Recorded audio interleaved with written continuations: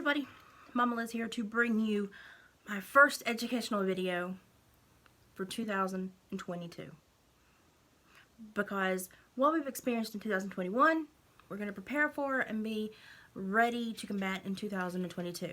And one of the biggest issues that many of us have ran into in 2021 is understanding how to handle a narcissist, or to understand the stages that they will go through when trying to handle you. So narcissism is something that is very toxic, and many people can identify narcissism because they understand when someone is trying to gaslight them or manipulate or control them emotionally. Many people recognize it but fail to understand the pure tactics that are actually being gone through step by step.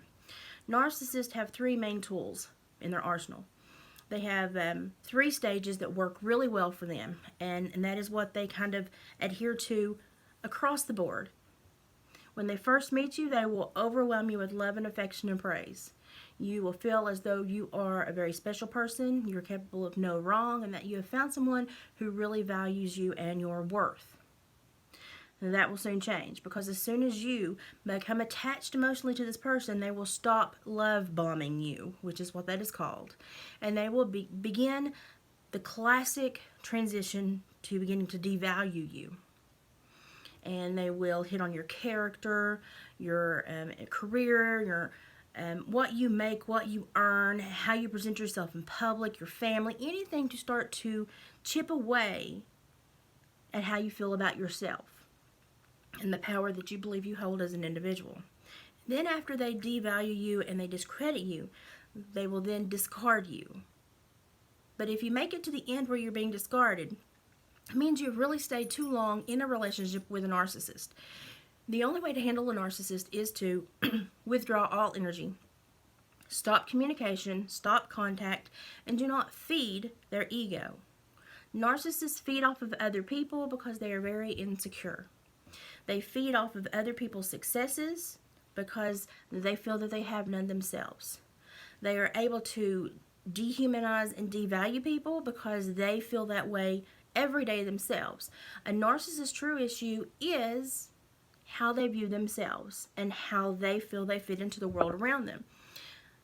A narcissist speaking on you does not mean you're weak. It means you are someone that is loving, kind, openly emotional, and identifies certain signs of being a little bit weak when it comes to making boundaries. It doesn't mean you're a bad person. It doesn't mean that you are mistaken in how you handle people. It just means that you show classic signs to them that they know they can manipulate and benefit from.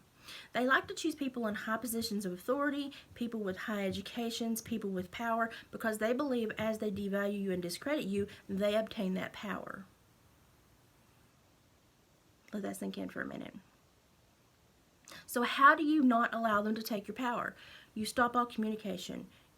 You basically enter into a absolute no contact living with this person. Why? Because any contact will feed them emotionally and make them desire to lash back out at you or try to pull you back in for more of the same, devaluing, discrediting you, and then hoping that they can discard you so that they feel as though they've won the game. This winning the game will once again boost their ego and send them on to another person. The only way to really make a narcissist really understand what they're doing is to jolt them with appropriate behavior, which means no contact, no energy, and to give them time to sit and think and reflect. But it's very difficult for a narcissist to reflect, because when they reflect, if they acknowledge one bad thing, they then have to acknowledge all bad things. And narcissists do not like to believe that they have bad qualities. But they sure like to believe everyone else has them. So as you enter into a no contact, remove the energy. Accept no phone calls. Answer no emails. Do not get pulled back in even if it's a family issue. Handle it with someone in your family that's appropriate. Do not use this person as a conduit for any relationships, business, familiar, or otherwise. Make sure that when you are going places, that you are aware you may run into the narcissist in public. If this occurs, then what you need to do is retract as appropriately as possible. So if you're somewhere and you're having a conversation with someone in a social setting and the narcissist comes in to interject themselves, what you need to say is, oh my goodness, it's getting late. I just noticed I have somewhere I need to be. It was lovely talking to you. I've got to go. Bye. And just remove yourself. Do not allow the narcissist to pull you into an inner change of emotions or to start a fight. It will go south. That is the power that they need. That is what makes them think they command you, is when you get stuck back into interacting with them. They feed off of that. Make sure that when you stop talking to a narcissist, you understand that their tactics are going to become much, much worse. It will be worse before it gets better. Understand that when you try to stop the relationship before they can discard you, they will do everything to discredit the person that you are, the position that you may or may have. They may even call employers.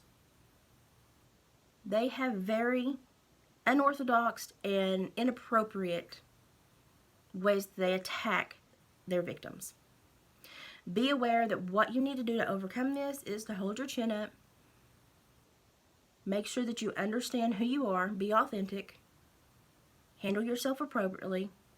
Seek in every engagement you have with other people to be well respected and to respect others.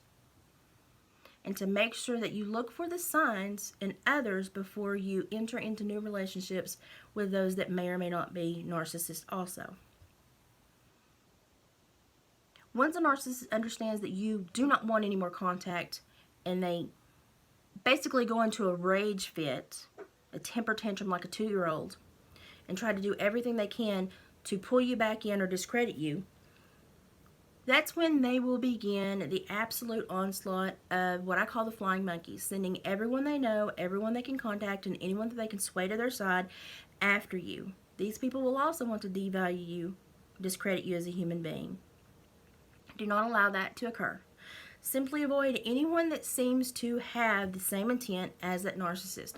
If family members or friends or work colleagues choose to take the side of the narcissist, let them. Simply create that no contact with them as much as possible as well. In a work setting, it can be difficult, but it can be maintained. Keep everything professional and have no casual interaction. Email trails are also very beneficial in work relationships where they're a narcissist. Document everything. Once the narcissist realizes that you are not going to play their game, they will sit down and reflect. It may or may not be enough to where they can actually change some behaviors and begin to interact appropriately, but it will be enough to let them understand that you are not going to be a victim, that you see yourself as worthful enough, that you're not going to enter into a negative relationship because you know you're worthy of love and you're worthy of authentic love and you're worthy of respect and authentic respect. And you'll know that the things that you have accomplished in your life are goals that you met for yourself through no one else's power. You will understand that you are a person that deserves absolute love and nothing less. The narcissist will become enraged by this, but it will also set a boundary because it's very hard to devalue people that understand their own worth. It's very important. It's very important to understand your own worth anywhere in this world with anyone you come in contact with. When the narcissist chooses to completely retract and move on, they may then try to come back into your life in another way.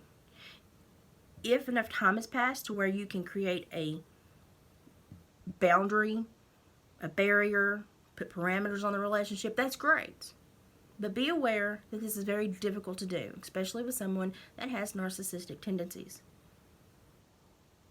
It is better if you identify a narcissist to keep them at arm's length and to only engage when it's absolutely necessary or when it's work-related, business-related, or going to benefit both of you.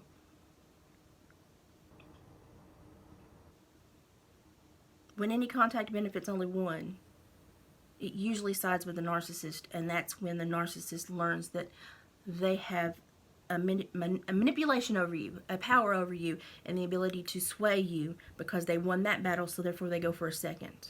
If it can't be mutual benefit, then just don't interact, don't engage at all. Always know that a narcissist is very rarely going to change their colors. They're very rarely going to open their eyes. They're very rarely going to learn that their ego is affecting the way that they interact and socialize with others. It's affecting the way that they love themselves. It's actually making them not love themselves. It's making them devalue themselves to a point where they feel that they have to devalue everyone else in order to be a step above. That is not an appropriate way to live life. That is very toxic. It is very harmful. And narcissists are not created. Now, there can be certain things that occur in someone's life that may sway them toward this type of personality. But narcissists normally develop naturally. It's something that nature versus nurture, we don't really know which one takes precedent, but we know that they exhibit these traits even at a young age.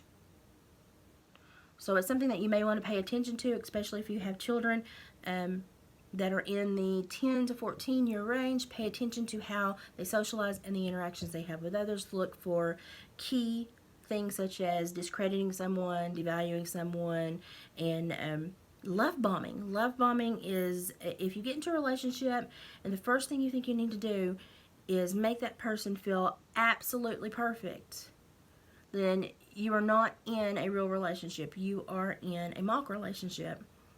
If someone is doing that, please get out of that relationship, because that is not natural. Now, is there love and affection at the beginning of relationships? Absolutely. But to the point that you literally become idolized by this person for a momentary glimpse, it's very toxic. And then if you start seeing small little critiques pop up, red flag. Be aware. It's difficult to deal with. It's hard to process. It's an ugly, ugly little battle that you have to get into emotionally to live through this successfully and get back to a regular life. But it's very much worth it if you can find the strength to have no contact, to cut them off, and to move forward. Sadly, we can't fix everyone we come across. Sadly, we can't help everyone have better socialization skills and have a better life. Some people choose to remain in this mindset because it benefits them, and until it doesn't benefit them, they will stay there. Just make sure that you can identify this and that you place yourself in another space, headspace, in another emotional space, so that you can behave appropriately in relationships and not exhibit any of these factors yourself. And that is like the best little synopsis of narcissism that I can give you. Be careful in the world. There are bad people out there, but there are also great people. Just learn to identify them. Behaviors, actions, words. Pay attention. MommaLiz out.